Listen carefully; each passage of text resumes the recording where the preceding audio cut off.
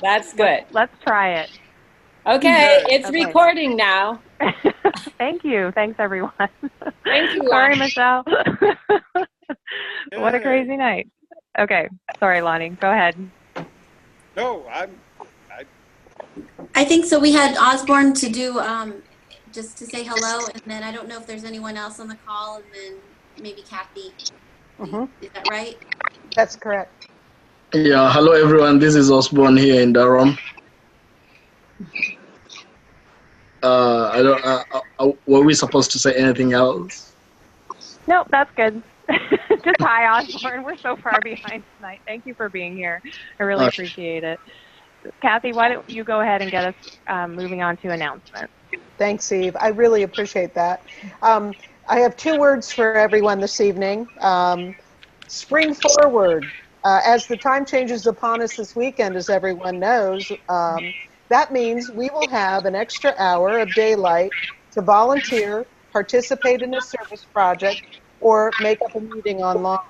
It's also a great time to share your good deeds. So just a reminder, please forward any makeup meetings, service activities, or programs to me. Everything counts, and there are many exciting ways to participate. So please let me know what you've been able to participate in. Also, there are many upcoming service projects for us to participate in for March and April. The MLK meal packaging event is on March 21st. This is the makeup day for the MLK meal packaging event earlier scheduled this year. So please join Rotary, Duke University, Durham Tech, and the United Way of the Greater Triangle to bring 100,000 meals to the Triangle. Volunteers will create soup mixes, rice bags, and bean bags to fill the shelves of pantries in the Triangle area. All food items will be distributed to partner agencies working to end hunger in Durham, Orange, Wake, and Johnston counties. Multiple shifts are available, so please sign up through the Sign Up Genius link. And Eve will send that out in the announcements again this week. Also on March 24th, 2018, from 1 to 4 p.m., please join us to volunteer at the Rotary Family Service Day to plant seedlings at the Horton Grove Preserve in Durham. What a great time to participate in the Rotary Tree Planting Challenge. There's a Sign Up Genius link, and again, that will be out in the weekly announcements. So please sign up for that. Reminder, also in the spirit to celebrate Arbor Day, there will be free tree seedlings given away at the State Farmers Market on March 18th from 10 to 2. So if you'd like more information on that, you can go to the forestry.ces.ncstate edu for Arbor Day. So great ways to participate in the Rotary Tree Planting Challenge. Yay! One thing is, I think it's March 17th. Okay, well, we'll take that as a notation. Thank you, Melissa. Appreciate that. Yeah, just and of course, yeah, there's a rain date maybe, but I don't know. I think it's the 17th. Yeah, we'll double check it and send it out, but I think you're correct. Yeah, thank you. Also, a new activity, service project we have, the Crayons to Calculators service project with the Southwest Durham Rotary Club on Saturday, April 14th from 10 to 12. Rotarians will be organizing, moving materials, and cleaning in order to create additional storage space for supplies. No heavy lifting, and the service activity will be at their new warehouse that's located at 808 Bacon Street in Durham. Again, it's a wonderful time to sign up for the 2008 All Clubs Conference that'll be held on April 27th through the 29th, 2018 in New Bern, North Carolina. It's sure to be an exciting weekend with great speakers and fellow Rotarians as we celebrate our successes, recharge, and rededicate ourselves to finish out a successful Rotary year. As for upcoming meetings on next week on March 13th, our guest speaker will be Hayden Tweedy, #adulting. March 20th, we'll have no meeting, but please sign up for the MLK meal packaging event or the tree planting event activity if you can. March 27th, there will be no meeting in lieu of our Thursday service activity that will be held at the NC Diaper Bank. On Thursday, March 29th, we'll be at our monthly social and service activity. So please, the sign-up sheet will go out on Thursday with Eve's announcements, but please feel free to sign up for that. On April 3rd, Rhonda will be presenting the Arusha Water Project, and we're inviting other Rotarians from all over to participate in the meeting. So that should be really exciting as well. And just a reminder, and please remember, all of your service activities count towards volunteer hours. So please let us know about your good deeds. Does anyone else have any announcements? Can I make an announcement? Sure. I was in the grant meeting last Tuesday, and they are asking our club for any projects that we want to get involved in. If we don't come up with any projects, Joyce recommended us to be the lead club for Alzheimer project. The total budget needed is $2,100 to $2,200, and Joyce said it's very easy because it was done over and over in the past. So if we don't come up with any project on our own, that is one thing that we can basically be the leader. Great. Thanks, Sharon. Let's, I'd love to hear some more information. We can chat about that. Sure. Discuss with I'll send you the information. Great. Thank you. I appreciate you bringing that up. No problem. Great. Okay, and so Eve, back to you. Nothing. It's like no meeting is ever the same twice, is it? So, all right. So we're recording. Let me just make sure that we're good. I don't know who's going to get the recording, but we'll try and post this to YouTube, or at least internally to our club members. So I'm going to officially start the meeting and welcome you to the Rotary E-Club of District 7710 meeting for Tuesday, March 6th. And thank you for joining us. Just a few quick reminders about the ways you can connect with the club. Our website is Lead With Us, that's LEADWITH.US. And if you visit the page, you'll be able to learn more about the club and contact us by email. We're also on Facebook, and if you look for Rotary E-Club of District 7710, you'll find us on Twitter at Lead With Us and Instagram at Lead With Rotary. Excuse me. So please take a moment to friend or follow us. And now it's my great pleasure to introduce Michelle, tonight's speaker. Michelle Old is the founder and executive director of Diaper Bank of North Carolina, a statewide organization addressing diaper needs and families struggling to afford basic needs. She's a mother of 3 and has a dog, cat, and 4 chickens. Wow. She previously worked 20 years in the violence against women field and started at the Human Trafficking Task Force in North Carolina. Started the Human Trafficking Task Force in North Carolina in 2003. Thank you so much for being here tonight, Michelle. And we're really looking forward to coming and volunteering at the Diaper Bank on the 29th. And I think having you talk to us now will let us just hit the ground running, so you don't have to give the preamble. We'll just get the instructions, and this is kind of the heads up for what we're going to do on the 29th. So thank you. Well, thank you for having me, and I think I'm on. I think I got it fixed. So okay. Can you hear me? We can hear you. You can. Okay, good. Has anyone been to the Diaper Bank before? 1, 2, 3. Okay. So, I started the Diaper Bank in 2013 from my kitchen table. My goal was 50,000 diapers the first year. Our first year we did 209,000 diapers. Our second year, 500,000, and we now distribute over 3 million diapers statewide. We have 3 branches across the state, and Durham is our largest branch. We distribute 260,000 diapers a month from Durham into the surrounding counties. The reason why we have a diaper bank is 1 in 3 families experience diaper need. There's no assistance for diapers. WIC and food stamps do not cover them, and they cost up to $100 a month. So families are making really tough decisions between either buying food or buying diapers. And I will tell you, every single time they'll choose to feed their children and try to make those diapers last as long as they can. So we're seeing babies less than 1 diaper a day, families rinsing out reusing diapers, and parents just making really tough decisions about basic needs that they shouldn't have to make. We distribute through organizations, so we do not give directly to families. And the reason for that is we feel very strongly that if someone is struggling for diapers, then they're struggling for other needs, and we really want them connected to programs that can help them in multiple ways. But what we're also seeing is that we're able to capture some really amazing outcomes from giving something out as simple as a diaper. For example, Duke Clinic sees a lot of children that do not get the immunizations that their children need when they need them. But now they call them up and they say, your child's up for vaccines and we have diapers. Do you want to stop by? They're actually seeing their vaccines increase with their program. We give to home visiting programs across the state where a lot of times the clients lose touch with their visitor, they move, they lose their contact information. But now that the social workers are bringing diapers in hand, they're seeing a 79% increase in those home visits.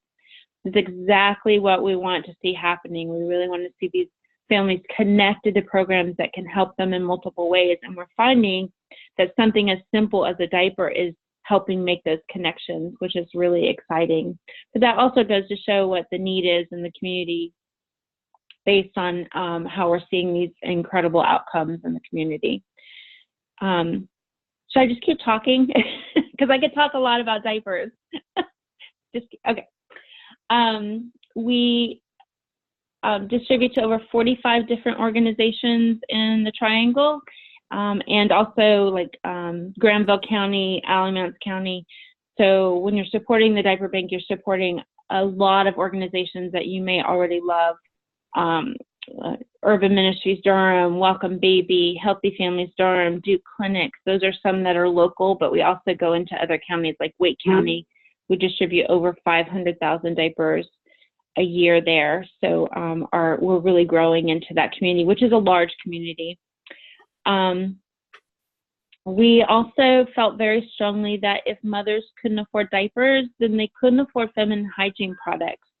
So we now distribute those through our community partners. And that was a program that we started out very slowly, but then we started to hear from middle and high school teachers in our community telling us that there are girls missing school because they don't have the items they need and do not want to have an accident at school. So we now provide feminine hygiene products in all of Durham public schools, elementary, middle, and high school, as well as girls' underwear, because if you have an accident at school, they had nothing to change into. This is a really powerful program because we really had no money for this. We had no outside support or grant to make this happen. We literally just reached out to the community and said, this is something we're seeing and we need your support. And the community has responded. We have a program called Dignity Divas. It's for the ladies, but if the men want to be a Dignity Diva, they're more than welcome to join us. But it's basically women in the community that agree that when they buy themselves something, they'll buy an extra box for girls in the community. And then we also have some wine and wrapping events around that, which are a lot of fun and my favorite event that we have.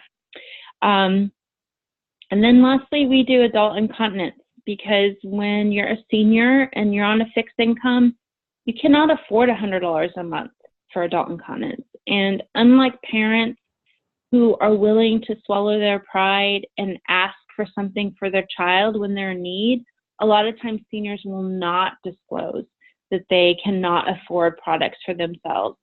And so we have been distributing those and recently changed our mission statement from distributing diapers to distributing dignity, which is really what we feel like we're trying to do in the community. So if you look at our website, you can see different things that are going on. In April, we're having an April Showers drive. We're trying to do 30 drives in 30 days. We give out over 260,000 diapers a month from Durham. We work with over 450 volunteers a month that make that possible. So really, this is a community organization. It could not be done without the generosity of this community. And also wrapping diapers is a lot of fun. So if you've come, it's just a lot of fun to be there and to wrap diapers. And we really that was the unexpected gift of this work. When I started, I really just wanted to help families and their babies. And now I get to witness the generosity of people every day. And I really didn't expect that. But it's pretty powerful. So that's really, it's a joy, because people come in and it doesn't matter what religion they are, what political affiliation they are. They really just want to come and help, and that's powerful. And it's been really joy to see that happen in the community. I can keep talking unless you have some questions. Michelle, can you tell us how you found your way to setting up the diaper bank? Sure. I don't know who's doing the website, but you can look at it About Us. Okay. So I have 3 children. 2 of them are birth children, and my youngest, if you scroll down, you can see a picture of them. He came to at a day old, and he's the one jumping around like crazy, like he should be. And he was very sick for the first year and a half that he was with us. He's now 6 and totally healthy and with us, but he was in the hospital 3 to 5 times a month for something as simple as a diaper rash.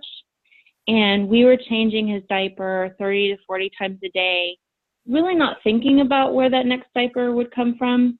But I had the great honor of meeting his birth mother and knew that she could not afford what we were providing, and he was still very, very sick. And I don't know if any of you spent any time with a loved one in the hospital, but it really becomes this cocoon, and the whole world could fall apart outside the hospital when you're in this hospital room. And I started just really being obsessed with the fact that families could not afford diapers. And I came home to my husband after a long weekend at the hospital, and I said to him, I think I'm going to start a diaper bank. And he said what every other person said to me was, what's a diaper bank? And I said, I don't know, but I'm going to figure it out. I did not expect it to grow so quickly, but here we are. And so it's almost like letting the toothpaste out of the toothpaste roll. Once you get it out, you can't get it back in. So here we are doing what we're doing. I love it. That's awesome. Thank you. Does anyone else have any questions for Michelle? I have lots, but I'll let somebody else take the floor. Well, I don't have a question, but I want to say that I got to volunteer there with the Durham Rotaract, and it was so much fun. Okay. And I wasn't expecting it to be fun. And most people. it was just really, really, really fun. Everything about it was good and fun, and you've just done such a wonderful job. And to hear the story of it is so inspiring. Thank you. I want to tell, I have friends who are doing what you're doing in the third world, and we need it in this world. And just that eye-opening of our own neighbors, what a difference it makes in life. So thank you for telling. I'm so glad I logged in tonight. Thank you. Oh, thank you so much. I will share, you reminded me, thank you for that, is through our research, I think what the most powerful thing that we have found, just to go back a step, we're the only diaper bank in the country that's a statewide model. There's over 300 diaper banks in the country. We're the only diaper bank in the country that actually has published research on the outcomes that we're finding. We published 2 papers this summer. One was on the outcomes that the families receive in getting something as simple as a diaper, and the other is the outcomes on what the programs are receiving and working with the diaper bank and their clients. This is powerful because there's only one other research study in the world other than ours, and it was done by Huggies, which was a really great study. But of course, people are going to say, well, of course Huggies will say people need diapers because they make diapers, which doesn't take away the fact that people need diapers, right? So we were getting a lot of pushback from funders, and we realized very quickly that we had to come up with our own outcomes. We had to show the power of something as simple as a diaper. But through that research, what I found to be the most powerful piece of information that we found was that 78% of the families that receive our products are working 1 to 3 jobs. And we have a misconception about poverty in our community that we are just not seeing. And we really want to flip that message as an organization, that the families we work with care deeply about their children.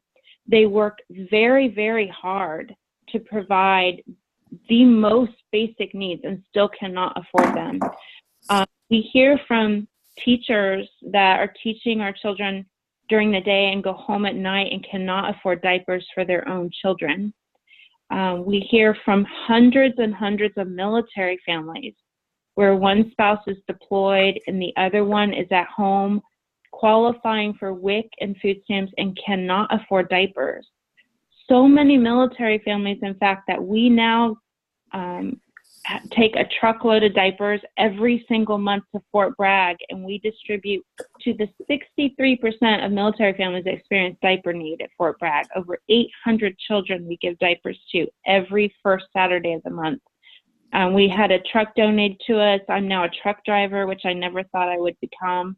That's another way that folks can get involved, is we look for sponsors for the truck, and we look for folks to go on a field trip with us every month to distribute directly to families. So that's just another way to get involved. But again, going back, I think that we really need to start having conversations in our community about working poor and about almost the criminalization of poverty that we're seeing, that we just are pushing against.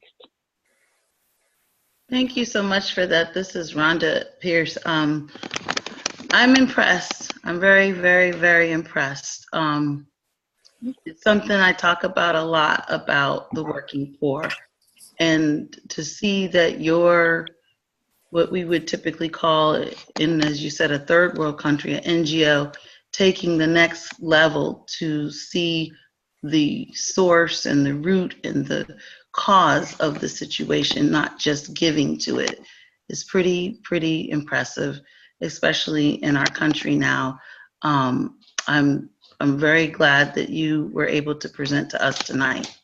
Thank you. Thank you. Does anyone else have any questions before I ask another one? Michelle, I was wondering about the network. You said there are 300 diaper banks in the country. Is there a lot of crosstalk and connectedness, or is it by region? Do you have ties? I know this is amazing. You started it from the ground up. Did you have guidance or kind of a template to start from? Because I can't even imagine starting a diaper bank after visiting yours. I don't know how you even did it. So I say often, and I mean this sincerely, I make it up every single day. So what's interesting is we do have the National Diaper Bank Network, which we go to their conference every year. We go to their lobbying day in DC. We're about to go to that. And so it's a network of 300 diaper bankers. But what's interesting and also a little frightening in a way is that we're considered one of the top 3 diaper banks in the country. We're one of the largest, and we are almost seen as the leader in doing this work, which doesn't quite sit comfortably with me, because I truly, sincerely, not trying to be like humble or whatever, I feel like we're still trying to figure this all out.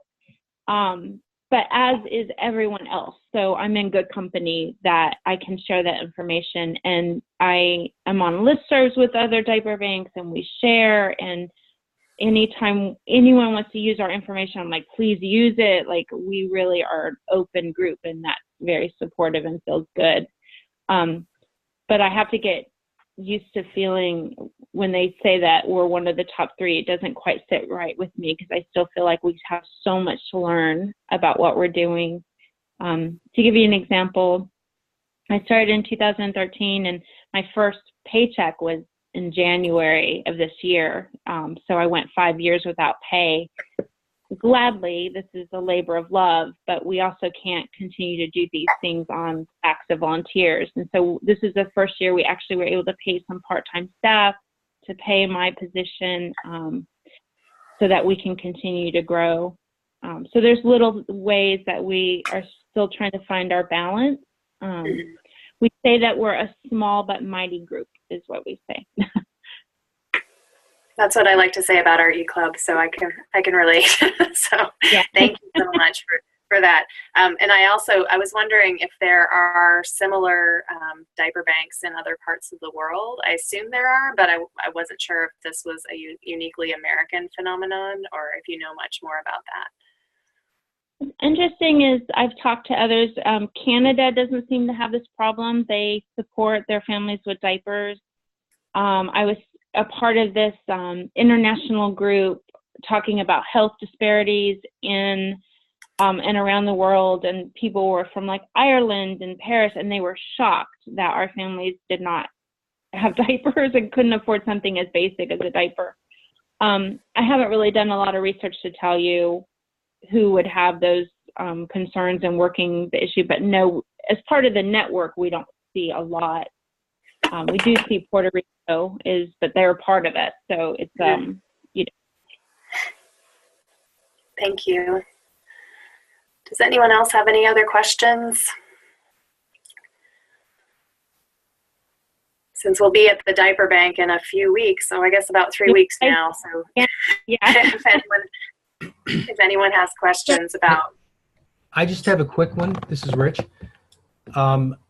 Michelle, could you just describe what some of the you mentioned a few of the volunteer duties are, but are they pretty much jobs that or volunteer taskings that would be long-term, or can you do just sort of a drive-by and help out a little bit as time permits? How does that work, the whole volunteer system?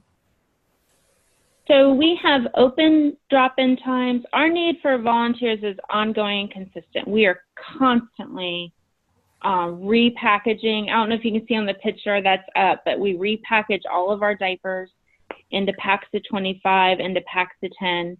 And that is for many reasons I could go into. But so our need for volunteers is ongoing and consistent. We have open drop-in times, so anybody can drop in between 10 and 2, Monday through Thursday. We're always there. Or we have the Saturday groups, or you can schedule a group. Saturdays, we max out at about 60 to 70 people. But so we usually have multiple groups during that time. It's 10 to 12, but you could always tag along and just come if you had a free hour on a Saturday. We're also looking for long-term group volunteer. I can't talk, I'm sorry, it's been a long day. Volunteer activities. One of them is currently, I'm the only one who feels comfortable enough to drive a truck. And it's a 16-foot truck. And it's really not exactly how I should probably be spending my time, is driving a truck around North Carolina. And so we're looking for a team of individuals that feel comfortable in driving a truck and wouldn't mind helping us once a month with deliveries. We have a delivery that goes every single month to the Diaper Train, which is our Wake County partner. We distribute from there. We have a truck that goes once a month to our Greater Triad branch.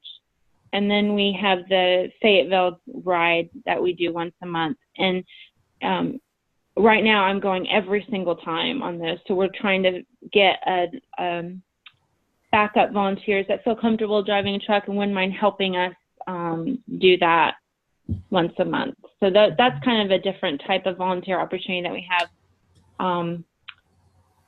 But we also like looking at people's skills. So if you come in and you're like, I really feel strongly about this, we will try to find a way to work with you. We really consider ourselves to be a community organization, and we are as strong as our community is. We're also trying we distribute about 500,000 diapers into Wake County, but we're only seeing less than 10% of those donations coming from Wake County. So we're really trying to let that community know that we're serving babies in this community and we need support from that community. So that's been a big push for us. That's very helpful. Are most of the donations in kind, or are they cash donations that you then have to turn around and purchase the diapers with?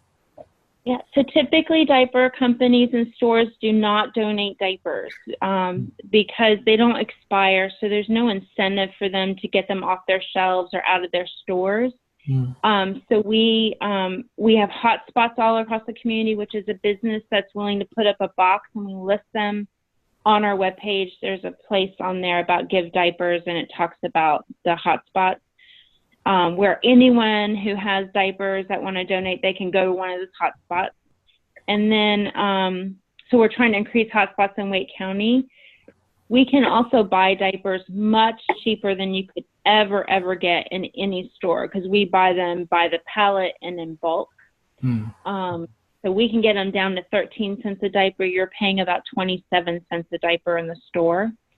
So we do purchase diapers.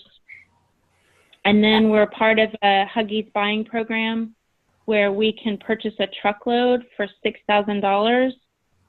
A regular truck would cost us $90,000, so it's a deal, but we can't pick what's on the truck.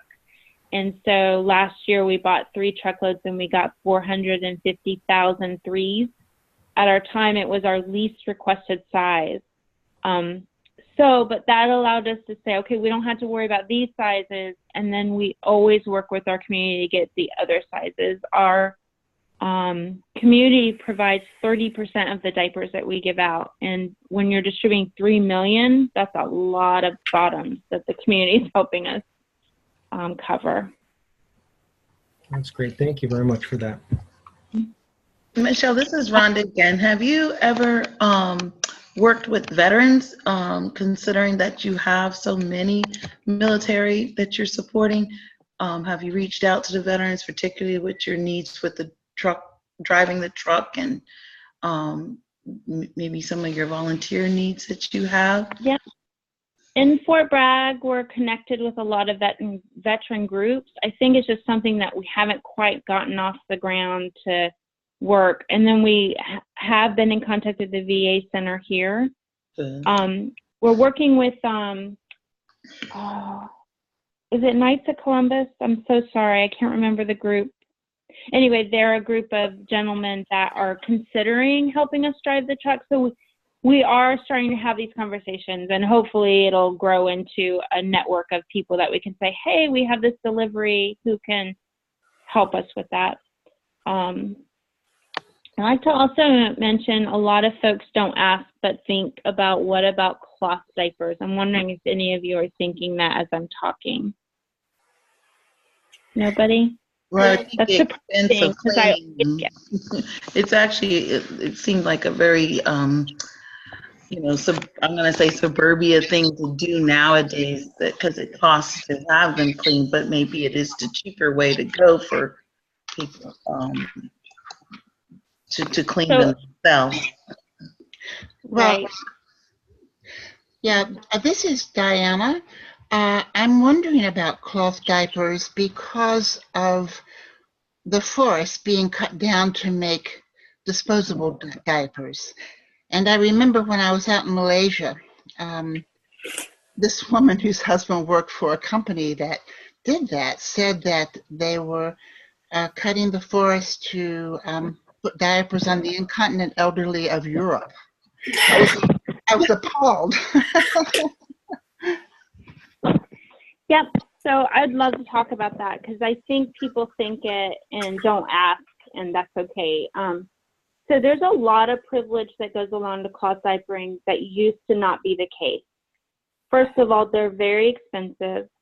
Secondly, you have to have a washer and dryer. You're not allowed to wash them in laundromats. They do not want you to do that.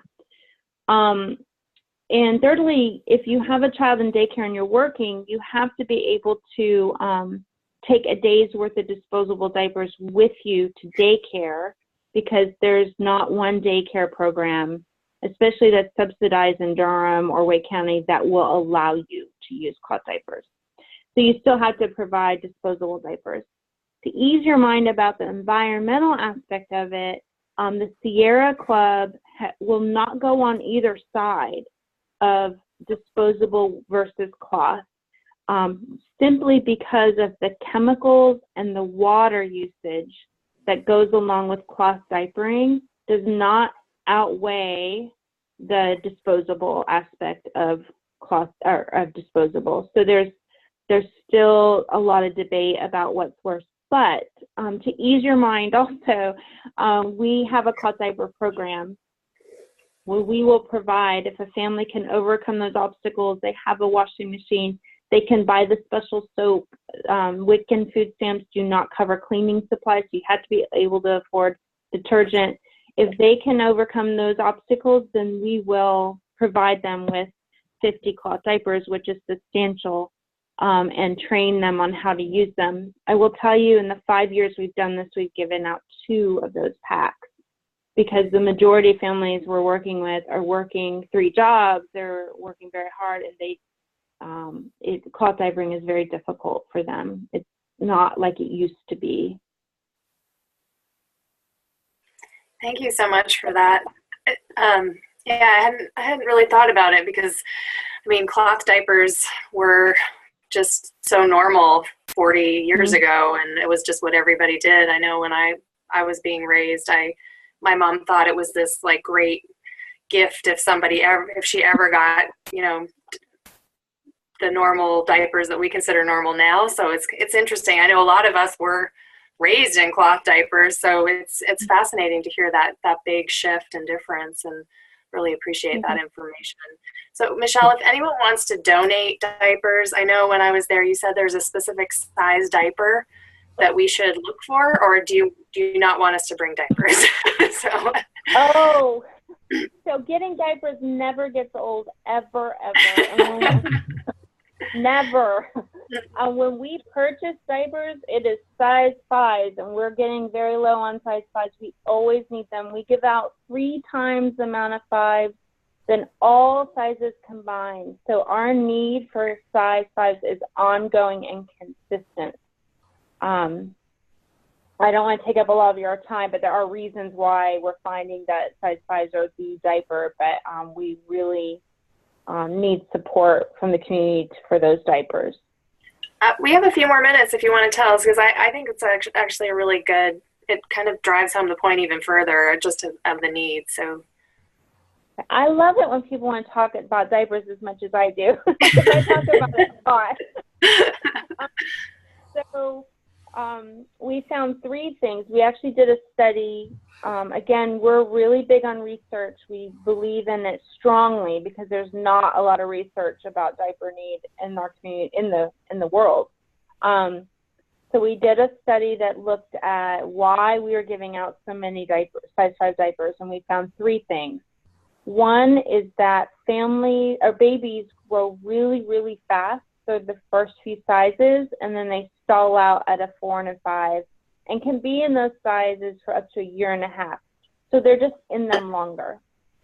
Secondly, there's language barriers. So some families come to get diapers at an organization, and they don't know what our sizes are here in America, and so they just get the largest, thinking that will cover it. Lastly, and what we are seeing more often than the other 2, and what we find, personally, what I find the most heartbreaking, is that families with very small babies are coming and asking for a size 5 diaper because they think it will hold more and last longer. So when you're forced to beg for your most basic needs, food, shelter, diapers, you want to try to make those things last as long as you can. And so they think a larger diaper will hold more and they won't have to change it as often. But that puts a huge strain on us to provide for those babies that are in them longer, and for those that just need them to last longer. So we're trying different things, but it still hasn't made a dent in the size 5s that we put out. I say that we're hemorrhaging 5s, which is not an understatement. We give out a lot of them. Well, thank you. I think that's a really, really important point to share. So thank you for adding that in. And I think if nobody has any more questions. Need just one more, just quick one, I promise. Yeah. Michelle, getting back to this thing about the discussion about whether cloth or disposable is better, is there such a thing these days, or is it just too expensive to use a biodegradable disposable? Yeah, so we're actually doing a study right now, which shouldn't surprise you. But anyway, what we're seeing is that families are going to the corner convenience store. They don't have access to like the Targets and the even the Walmart at times, or the big box stores that they can get those items at. And so they're not going to have those type of things at your corner 7-Eleven, right? Mm-hmm. And also they're much more expensive at those stores. Yeah. So the access that families have to those items, I have 3 children, one that's still in pull-ups. I use G diapers, which was like the mix between the cloth and the disposable. And I even had trouble finding them when I needed them. And at times had to buy disposable to make up until I ordered them online. So again, there's a lot of privilege that goes along to using items like that that we don't think about. But biodegradable diapers do exist?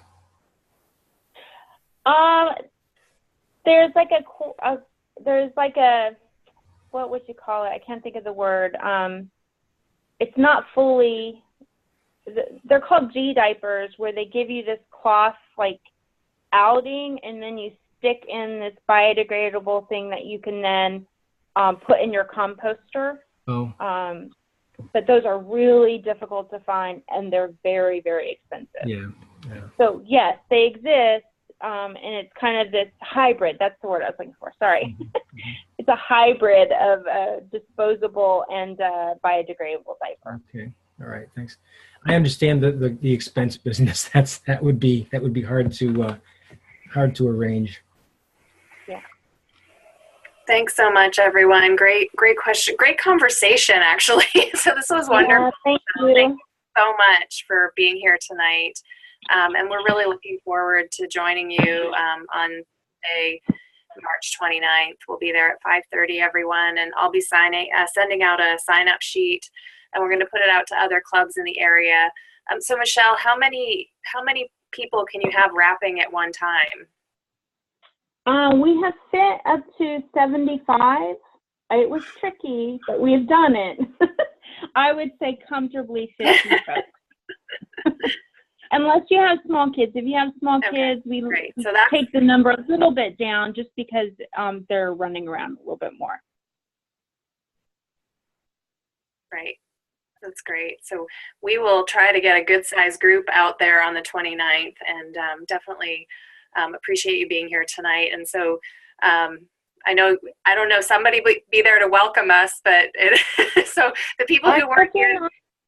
Sorry? I'm looking at the calendar right now. I think I am going to be the one. So you might hear a lot of this repeated if you're on this call, and I apologize about that.